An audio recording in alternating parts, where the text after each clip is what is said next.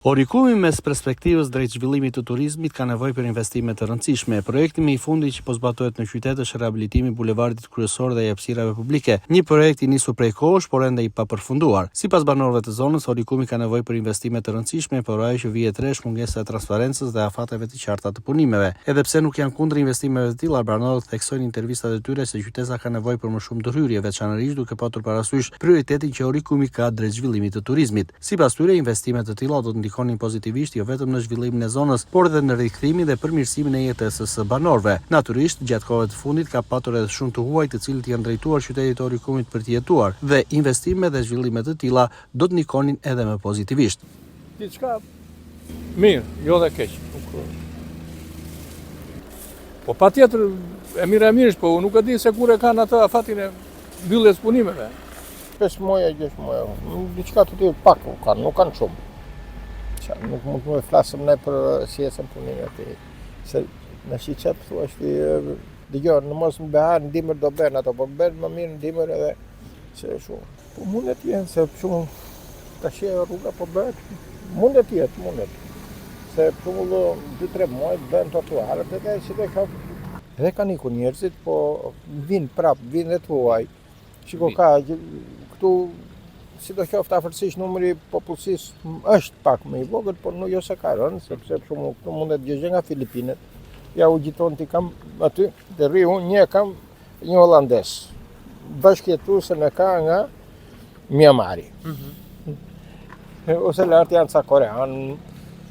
Investimet duhet bëhen investime, po deri tani s'po bën investime, vetëm ndërtimet po bëhen tani. Vetëm një diçka që nuk s'ke garanci për këtë. Unë kam punuar vetë në Itali 28 vjet, 29 vjet. Kam një vit kam dalë në pension, jam kthyer këtu, po që të kthehen këtu, të kthehen këtu janë nuk sot për sot nuk ka perspektivë. Ato që punime i shikojnë shumë mirë. Të mbaruan të pa ushtrua kjo pjesa e bulevardit, pastaj do shtrona këto pllakat edhe do mbaroj gjithçka. Janë shumë të mirë. Vetëm problemi është që nuk janë transparent çfarë do bëhet. Vetëm se kemi. Të tjerat mirë, janë shumë të mirë, çfarë të mirë. Absolutisht po. Por problemi nuk qalon vetëm tek investimet, të qalon tek shumë gjëra të tjera. Për shembull? Po për shembull se njerëzit po ikin, drita s'ka. Ujë s'ka. Transparencë nuk ka. Nuk na i qa njeri halë, gjithsesi. Por investimet jemi, patjetër. Të bëhen të mira. Të mendojnë pak edhe për ne, edhe për biznes, edhe për të edhe për me bën të rrugën është pak e ngushtë na duket. Nëse nuk kemi parkim, atëherë duhet ta kthejmë në shtëpi edhe këtë. Përderisa po zgjerohen rrugë, po